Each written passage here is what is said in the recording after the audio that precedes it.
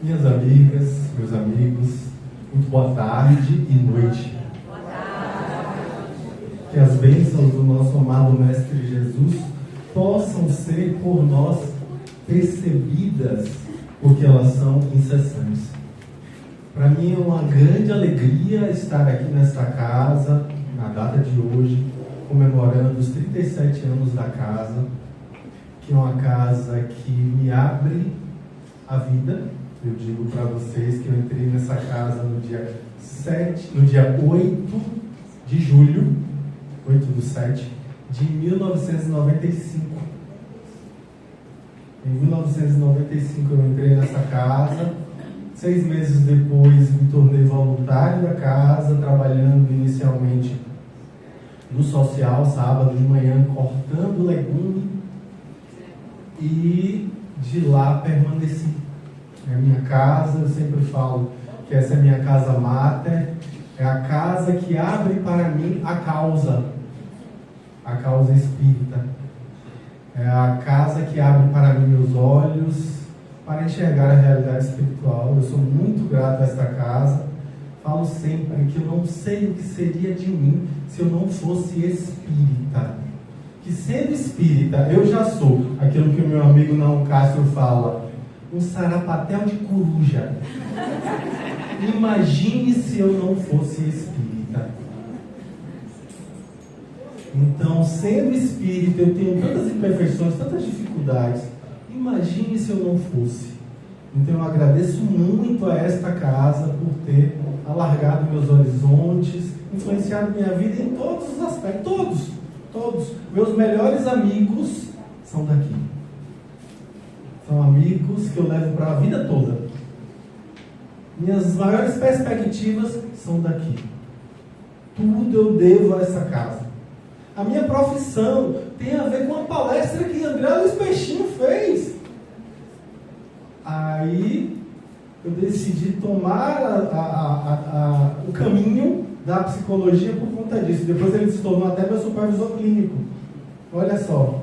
Então, tenho muita gratidão a esta casa e fico muito feliz em estar aqui hoje para falar dessa alegria que é ter os olhos abertos.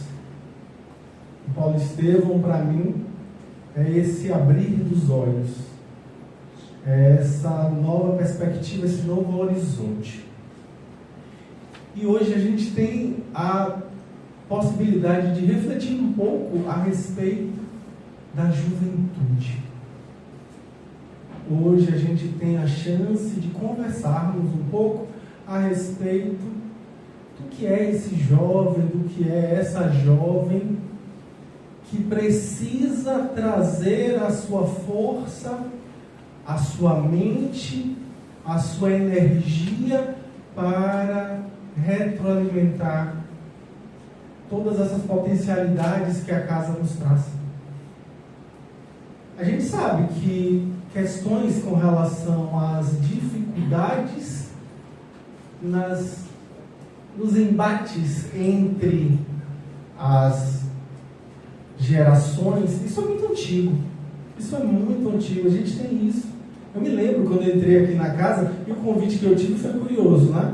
A mãe de meu melhor amigo me chamando, insistindo, porque ela queria que eu convencesse o filho dela a vir. Porque se eu viesse, ele viria também, óbvio. Aí ela insistia, vai, muito legal, vocês vão falar sobre o espiritismo. Você olhava pra cara dele, olhava pra cara dela, assim, eu vou lá fazer o quê, pelo amor de Deus?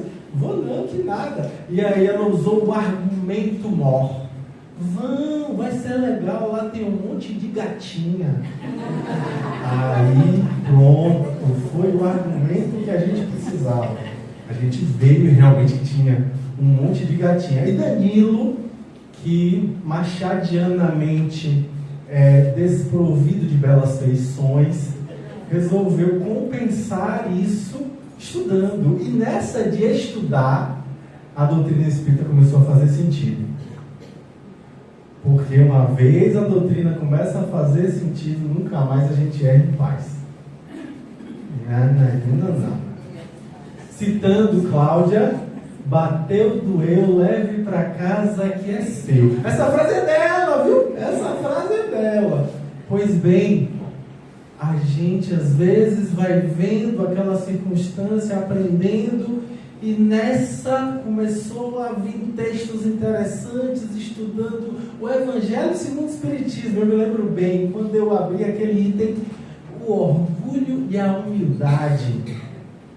Aí todas as reuniões da juventude que eu vinha aos sábados, eu tinha sempre uma oportunidade de falar, de mostrar, etc e tal. Só que naquele dia foi diferente. Eu comecei a ficar mais calado. Danilo está calado hoje, por quê? Não, nada não, estou aprendendo. Ou seja, a gente começa a ter a chance de refletir, abrir os olhos. Isso me faz lembrar uma fala de Jesus, lá em Mateus capítulo 6, versículos 22 e 23, quando Jesus diz que os olhos são a candeia do corpo. Se o seu olho for bom, todo seu corpo será luz. E ele ainda completa: se seu olho for mau, quão grande será a sua sombra. Então, para mim, Paulo e Estevão representam essa abertura para a luz, para enxergar com uma outra perspectiva, uma outra visão. Mas como eu falava do choque de gerações, eu trago aqui 4 frases para a nossa reflexão. E é interessante porque não é uma coisa tão recente. A frase primeira diz assim: nossa juventude adora o luxo, é mal educada, caçoa da autoridade e não tem o menor respeito pelos mais velhos. Nossos filhos hoje são verdadeiros tiranos. Eles não se levantam quando uma pessoa idosa entra, respondem a seus pais e são simplesmente maus. Nossa, né? Exato. Mas é tão atual essa fala, a gente ouve com tanta frequência, com tanta constância. Vamos à segunda frase? A segunda frase diz assim: não tem, a idade vem chegando, a gente percebe o quê? Que o braço fica curto. A gente tem que fazer assim, o braço curto. Pois é, não tenho mais nenhuma esperança no futuro do nosso país se a juventude de hoje tomar o poder amanhã. Porque essa juventude é insuportável, desenfreada e simplesmente horrível. A terceira frase diz assim: nosso mundo atingiu seu ponto crítico. Os filhos não ouvem mais seus pais. O fim do mundo não pode estar muito longe. E a última frase, mas não menos importante, fala: essa juventude está estragada até o fundo do coração. Os jovens são malfeitores e preguiçosos. Eles jamais serão como a juventude de antigamente. Nossa! A juventude de hoje não será capaz de manter a nossa cultura. Pois bem, pasmem, porque essa frase, essa quarta frase, foi retirada de um estudo arqueológico que encontrou um vaso de argila descoberto nas ruínas da Babilônia, atual Bagdá. É um vaso de 4.000 anos de existência. Nossa, quer dizer então que já tinha isso naquela época. É. A frase terceira que eu falei, que o fim do mundo não pode estar longe, é de um sacerdote do ano 2000 a.C. do Egito.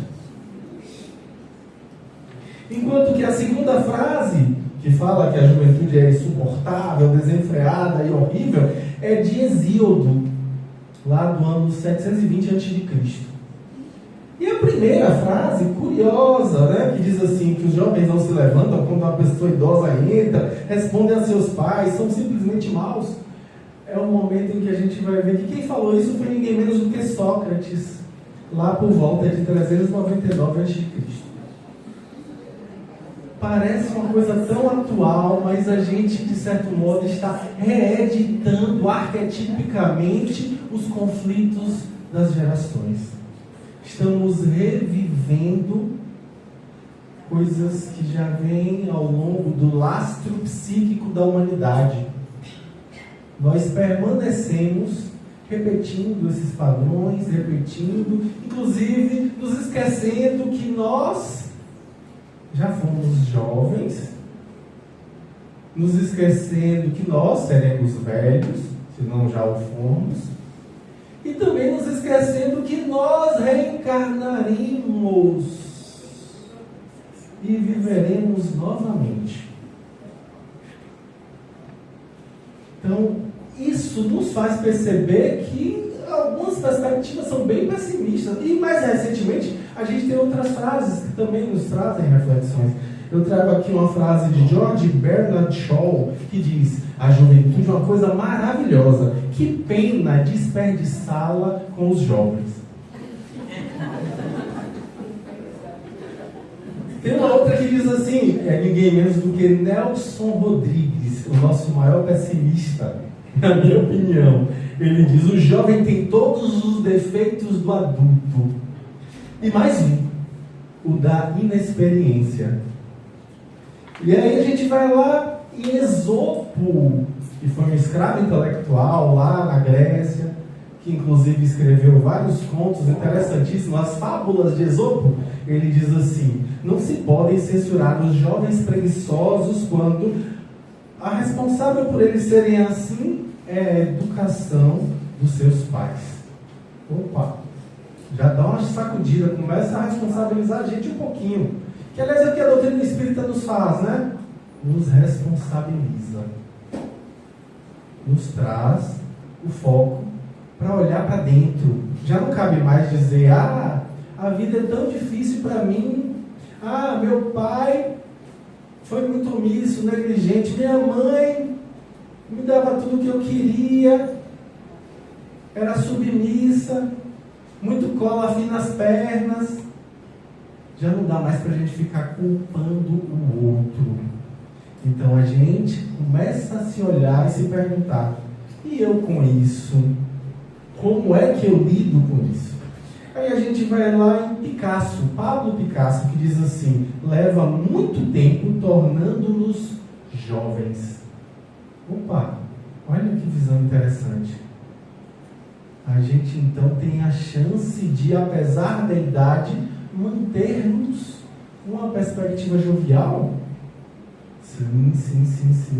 Não à toa que eu olho aqui agora e vejo grande parte das pessoas aqui presentes eu conheço, grande parte eu reconheço, grande parte eu tive a chance de conhecer proximamente, inclusive nos grupos de estudo da casa. E jovens são essas pessoas que eu vejo aqui. Apesar de que a idade começa a pesar um pouquinho, né? Mas a gente consegue manter alguma jovialidade. Aí a gente vai lá em Cícero, o filósofo estoico romano, que diz assim: assim como gosto do jovem que tem dentro de si algo de velho, gosto também do velho que tem dentro de si algo de jovem. Quem segue essa norma poderá ser velho no corpo, mas a alma não o será jamais. Olha que interessante, que perspectiva curiosa. Então eu posso amplificar o olhar, enxergar de uma outra maneira e com isso me dispor a ser jovem, apesar do peso dos invernos da existência. Aí a gente vai lá em Martinho Lutero, que diz assim: os que amam profundamente jamais envelhecem. Podem morrer de velhice, mas morrem jovens. Olha que visão linda. Olha que convite, na verdade, que Martinho Lutero nos traz. Para que a gente consiga manter uma alma jovial através do muito amar. Como foi bem colocado aqui por Sibeli. Os discípulos de Jesus são reconhecidos por muito se amarem. Então aí está a fonte da juventude. E aí por isso, depois de tantas frases, tantos olhares inquietantes, tantos olhares curiosos, eu vou a uma perspectiva artística, porque a arte muda o olhar. Eu gosto sempre de lembrar que a arte nos potencializa, nos empurra para frente. Aliás, meu amigo Naum vai mostrar isso aqui belamente. Mas eu prefiro aquele olhar mais otimista diante da juventude. E aí eu trago Gonzaguinha, que diz: eu acredito na rapaziada que segue em frente e segura o rojão. Ele diz que põe fé, é na fé da moçada, que não foge da fera e enfrenta o leão. Eu vou à luta com essa juventude que não corre da raia a troco de nada. Eu vou no bloco dessa mocidade que não está na saudade e constrói a manhã desejada. Olha que convite importante para que a gente se pergunte: como é que a gente tem se posicionado diante da vida? Como é que a gente tem encarado a existência? Será que a gente tem olhado para o viver com a necessária abertura para percebermos que somos sempre aprendizes, onde quer que estejamos? Ou a gente fica acreditando piamente que ainda está no estágio de sapiência, de superioridade? A gente acha ainda isso? A gente ainda acredita? Que eu já ouvi isso, já tive a infelicidade de ouvir isso dentro dessa casa. Eu não vou fazer parte de grupo de estudo, não. Grupo de estudo, eu já sei tudo de espiritismo. Nossa Senhora, eu já sei tudo de espiritismo. O atestado, assinado e carimbado, protocolado, de que a pessoa precisa fazer parte de grupo de estudo. Porque a gente sempre tem algo a aprender. E talvez seja essa a base para que a gente tenha um olhar mais jovem diante do nosso existir. Então, como é que a gente vai ter a possibilidade de convidar jovens a uma casa em que as pessoas se comportam de maneira senecta? Velhos, não dá. Eu lembro quando eu trabalhei aqui na casa, trabalhei do ano de 1996, trabalhando na juventude. Comecei na juventude em 96, sendo evangelizador. Inclusive Camilinha ali foi me evangelizando, né, Camilinha? Olha, podem me chamar de velho, eu não me incomodo não, gente. A idade vai passando, mas eu sinto que cada vez mais eu estou jovem. E aí o que? Rafinha e Rafa. Rafinha ali, na verdade, foi meu evangelizador. Ali foi, porque quando eu cheguei ele já estava há muito tempo, né? Pois bem, Dani ali atrás também, Dani foi me evangelizando também, foi minha colega também, né, Dani? Então, a gente tem, com certeza, uma abertura para perceber que a gente aprende muito. E quando eu trabalhei aqui na casa, eu fui coordenador da juventude, e aí eu ouvia pais vindo me perguntar: como é que eu faço para trazer meu filho para cá? Como é que eu... não, venha, traga ele para a gente conversar. E numa conversinha rápida com o menino ou a menina, a gente entendia a lógica. Aí eu aproveitava as palestras para poder dar o recado. Porque o menino e a menina tinham a seguinte perspectiva: eu vou fazer o que lá? Se não faz dela uma pessoa melhor, vai me ajudar em quê? E receba essa na caixa do catarro. Porque bota para pensar. Porque às vezes a gente tem isso de querer que o outro... vamos fazer proselitismo, vamos convidar. O povo vive falando que doutrina espírita não se faz proselitismo. Eu digo que não, isso não é verdade não. Faz sim. A gente faz, porque é uma coisa tão boa, tão gostosa. Saber de espiritismo é uma coisa tão prazerosa, tão maravilhosa, que a gente quer que outras pessoas também vivenciem isso. Natural que aconteça. A gente quer que o familiar também tenha esse tipo de benefício. Eu não vejo nenhum problema nisso. A questão é que a gente precisa fazer a propaganda, se necessário, com a boca. Se necessário, falando. De preferência através do nosso ato. De preferência através do nosso exemplo pessoal. E é aí que está o ponto. Opa, tá melhorzinho mesmo. Aquele ali, aquela carnicinha tá bem, hein? Tá ficando melhor. Então vou lá ver o que é isso aí. O que é que traz, o que é que mexe. E a gente assim consegue verdadeiramente tocar a partir do nosso fazer, da nossa vivência, porque só faz sentido se for sentido. Não faz absolutamente sentido algum se a gente fica com teorias da boca para fora. É preciso vivenciar, é preciso se transformar, é preciso se abrir para o aprendizado e tocar a partir do exemplo. É nessa caminhada caminhada que a gente vai amadurecendo, que a gente vai crescendo e se robustecendo.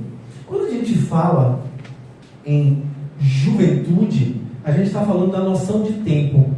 E a noção de tempo para o espírito é diferente. Questão de número 240. A duração não é percebida pelos espíritos da mesma forma. Então, por isso é que a gente vai ver que existem espíritos, crianças pequenininhas com almas de velho. Eu tenho um lá na minha casa, ele tem 3 anos de idade. É um senhor. Tem 3 anos de idade. Enquanto que também acontece o contrário. No meu grupo de estudo aqui dos sábados, pela manhã, o grupo de estudo da série psicológica de Joana de Ângeles, tem algumas que já estão mais perto de lá do que de cá, mas que com certeza são muito mais jovens do que eu. Sem dúvida alguma. E eu fico muito feliz porque eu aprendo muito com essa jovialidade. Então a noção de tempo é diferente para o espírito. Os espíritos respondem a Kardec dizendo justamente que a duração para eles deixa, por assim dizer, de existir. Os séculos para nós são tão longos, não passam aos olhos deles de instantes que se movem na eternidade. Comentário de Kardec. Olha aí que fala interessante. Nós sabemos que a juventude, geralmente a gente localiza ela no período da adolescência, que para a Organização Mundial de Saúde atualmente vai dos 10 aos 24 anos. 24. Aumentou, não é 20, não é 21, não, é 24. Aos 24. Por quê? Porque a expectativa de vida aumenta, então as fases da vida também aumentam um pouco. E aí o que é que acontece? Nessa perspectiva, a gente tende a achar que é um fenômeno natural, na verdade é um fenômeno socialmente construído. Essa adolescência não é uma coisa posta. Por exemplo, na Idade Média, a adolescência era representada por uma festa, que a gente ainda tem algum resquício hoje em dia. É a festa das debutantes. Aquele era um momento em que os nobres apresentavam suas filhas, dizendo, ela está pronta para casar. A gente ainda tem um pouco disso quando a gente não tem dinheiro suficiente para mandar a filha para Disney. Aí a gente ainda tem aquela coisa de tentar fazer uma festinha, uma coisa do tipo. Pois bem, o que é que acontece? Aquilo ali é um resquício do momento de passagem, do rito de passagem. Então a gente extinguiu os ritos de passagem. Na tribo dos índios Camaiorás, no Alto Xingu, tem um rito de passagem para deixar de ser criança e virar adulto. O menino precisa enfiar a mão em um cesto com formigas tocandiras e não pode reclamar. Tem que ficar em silêncio, respirando fundo e sentindo as picadas venenosas. E ali ele tira a mão. Se ele não morrer com choque anafilático por conta da reação alérgica, ele vira homem e está pronto para casar-se. Então, com isso, a gente percebe que é um rito de passagem. Nas Ilhas Samoa, os samoanos se jogam de plataformas com os pés amarrados, dando origem a um esporte que a gente chama hoje de bungee jumping. Pois bem, eles se jogavam de lá de cima. Eles próprios faziam a corda, eles próprios faziam as armações para poder subir naquela plataforma. Então, com isso, eles tinham a chance de mostrarem que eles eram corajosos e que se tornaram prontos ao casamento. É um rito de passagem. Na nossa cultura, a gente alargou o rito de passagem. Agora, o rito de passagem demora anos, em que a pessoa não é tão criança para fazer certas coisas e tão pouco muito adulta para fazer certas outras coisas. E aí, com isso, ele fica meio que num limbo, sem saber para onde vai, construindo a sua identidade. Ali ele está, como diz Eric Erickson, trabalhando para conhecer-se, explorando seus potenciais e construindo a própria identidade. Ele ainda não sabe exatamente quem ele é, mas como diz a música, eu só sei do que eu não gosto. Ele não sabe o que é, mas ele sabe o que ele não é, o que ele não gosta. E aí com isso vai tentando colocar-se, tentando se expressar, tentando ser aquilo que ele julga que deve ser. E nessa caminhada, referências são cruciais. Referências afetivas com relações que eles possam confiar. Relações com pessoas que eles possam se sentir acolhidos como são. Apesar de todas as suas inquietações, todos os seus medos, todas as suas construções, que naquele momento eles estão se construindo. E aí nós sabemos que ele é um espírito. Ele está apenas se adaptando àquela encarnação. Nós sabemos disso. É uma fase de transição. Do mesmo modo que está lá na questão de número 183, que a infância é um período de transição necessário em todos os mundos em que espíritos encarnam. Então temos a infância em todos os mundos, em todos os lugares. É uma transição necessária. E aí na questão 189, a gente sabe que para o espírito, como para o homem, também é necessário uma infância. Então a gente imagina que também o espírito passa por um período infantil, um período ainda de aprendizado. Então, do mesmo modo, a gente infere que deve passar por um adolescer, por um período de aprendizado, de construção da identidade, de tomada de consciência. Aí, com isso, a gente continuando a falar sobre Kardec, vai na questão de número 197, que é maravilhosa, eu acho fantástica, que traz o quê? Poderá ser tão adiantado quanto de um adulto o espírito de uma criança que morreu em eternidade? Aí os espíritos dizem, às vezes é até muito mais. E aí com isso a gente vai se lembrar do que está lá no Evangelho segundo o Espiritismo, que para mim é um dos conceitos mais incríveis de Kardec. É Kardec que cria esse conceito. Maturidade do senso moral. É um conceito fantástico de Kardec, que inclusive é desenvolvido depois dentro da psicologia por Jean Piaget. Mas é Kardec quem introduz esse tema. E aí a gente vai entender que algumas pessoas, apesar da pouca idade, por vezes parecem trazer uma bagagem incrível, influenciando ali o seu entorno. Porque quanto mais evoluído é o espírito, menos o meio influencia nele e mais ele influencia o meio. Olha que importante para a gente refletir, né? O impacto que o meio causa em nós e o impacto que nós causamos ao meio. Então, a doutrina espírita nessa faixa etária vai servir de lastro, de roteiro, de fanal, ou seja, um farol, a conduzir essa construção, a ajudar esse ser espiritual a tomar consciência de si mesmo, a perceber-se como tal. Perceber-se como tal, é isso que faz toda a diferença. Lá na questão 379, ele retoma essa fala dizendo que por vezes o espírito é mais evoluído, apesar da pouca idade, do que o espírito de uma pessoa que está encarnada em um corpo adulto. Na questão 385, tive a chance, né, Léo? Léo está lá atrás, colega da GEAC, da época da GEAC, e hoje ele também participa do Deus, Luz e Verdade aos domingos. Minha filha faz a evangelização lá, né, porque é pertinho de casa, e aí ele também, né, está por lá, e a gente conversou sobre isso na semana passada, a questão 385. Por que no fim da adolescência a gente vê uma mudança na personalidade? Por que a gente percebe isso? Eu mesmo, meu Deus do céu, sai de baixo. É o adolescente rebelde.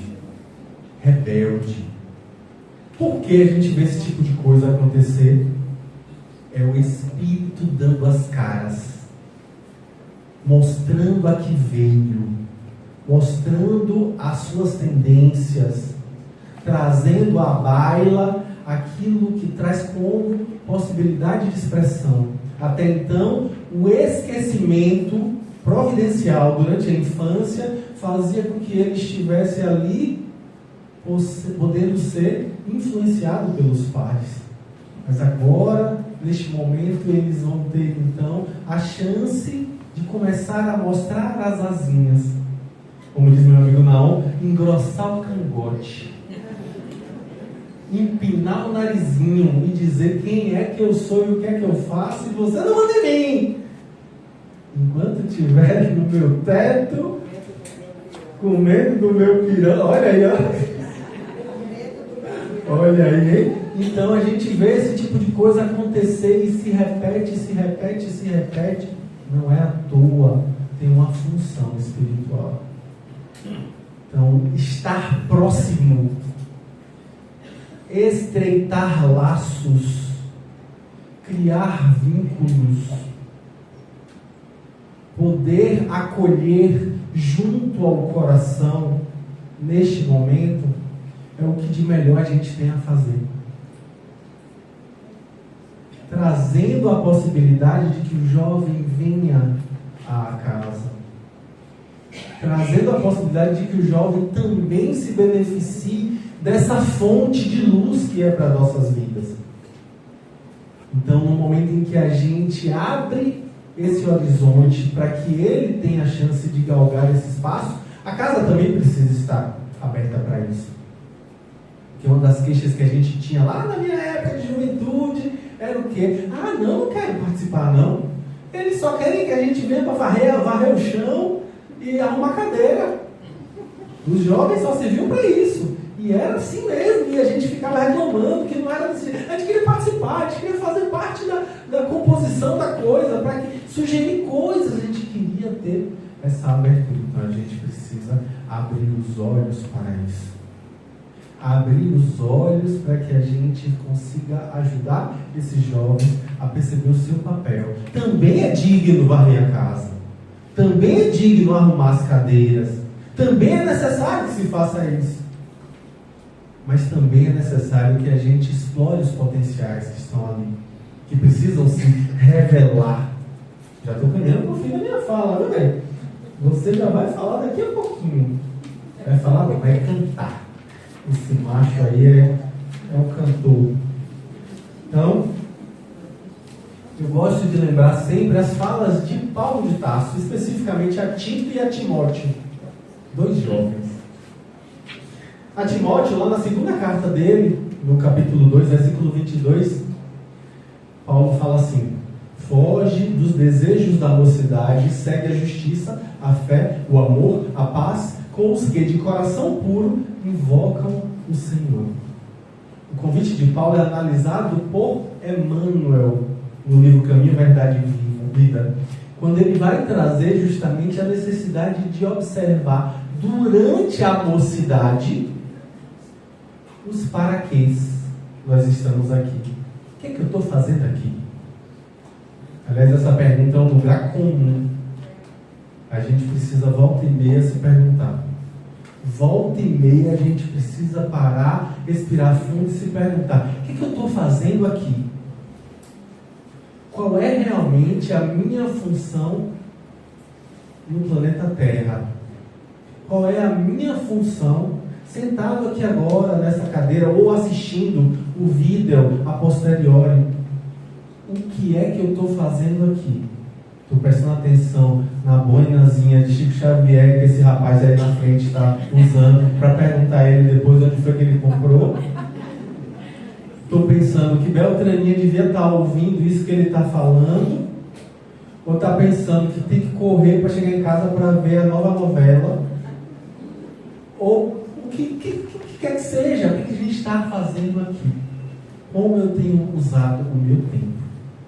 Porque o jovem espírita precisa, tanto quanto o espírita em geral, estar ciente do uso que faz do tempo que tem, da forma como tem encarado os fatos da vida, os dados da existência. Precisamos robustecer. No livro O Consolador, um livro que eu sempre recomendo às pessoas, porque é um livro de Emmanuel, pela psicografia abençoada de Chico Xavier, a moda do livro dos espíritos, são perguntas e respostas, que a equipe de lá do Centro Espírita Luiz Gonzaga e Pedro Leopoldo faziam perguntas, a equipe fazia perguntas para que Emmanuel respondesse. E o que é que acontece? Ele faz a pergunta seguinte, a questão de número 223. Há um tempo determinado na vida do ser humano terrestre para que se possa ele entregar com mais probabilidade de êxito ao trabalho de iluminação? A resposta é longa, mas eu vou trazer apenas um pequeno recorte. Ele diz assim: a existência na Terra é um aprendizado excelente e constante. Não há idades para o serviço de iluminação espiritual. Aí ele diz assim: a velhice não tem o direito de alegar cansaço e os pais têm o dever de orientar a criança desde os seus primeiros passos. Olha que convite. É certo que as aquisições de um velho em matéria de conhecimentos novos não podem ser tão fáceis como as de um jovem em função da instrumentalidade sadia. Mas é importante que a gente perceba que se a velhice é à noite, a alma terá no amanhã do futuro a alvorada brilhante de uma nova vida.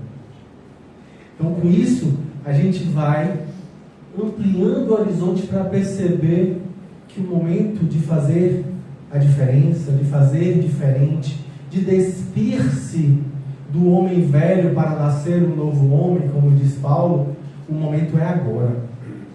É este momento. Despir-se do ego. Despir-se do ego. Quanto mais ego, mais sofrimento. Quanto mais ego, mais a gente sofre. Quanto mais a gente se eleva, maior a queda. Então baixa a bola, coisinho. Baixa a bola, não sei quemzinha. Tem que diminuir essa bolinha para que você consiga verdadeiramente vivenciar a humildade exemplificada por Jesus. O verbo ofender é um verbo reflexivo. Ninguém te ofende, é você que se ofende com o que o outro fez ou disse. Então é preciso que você aprenda a desenvolver a humildade para sofrer menos. Isso tem que ser feito agora. Quanto mais você se desapega daquilo que você acredita, da sua suposta importância, menos você vai sofrer.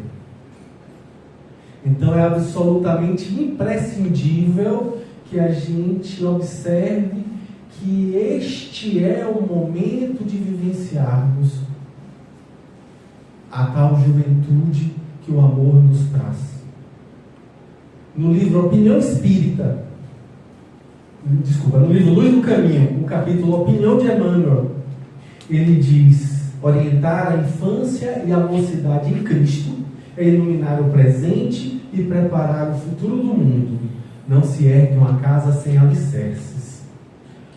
A obra do Espiritismo evangélico, junto da mente juvenil, é setor fundamental nas realizações doutrinárias, reclamando o concurso indispensável de cooperadores fiéis. E aí lá na frente ele vai explicar que cabe à doutrina espírita a tarefa de demonstrar ao jovem o trabalho necessário a ser empreendido. É absolutamente imprescindível que a gente perceba como a vida nos torna mais joviais à medida em que a gente se torna médium do amor do Cristo. Que a gente possa ser médium do amor de Jesus.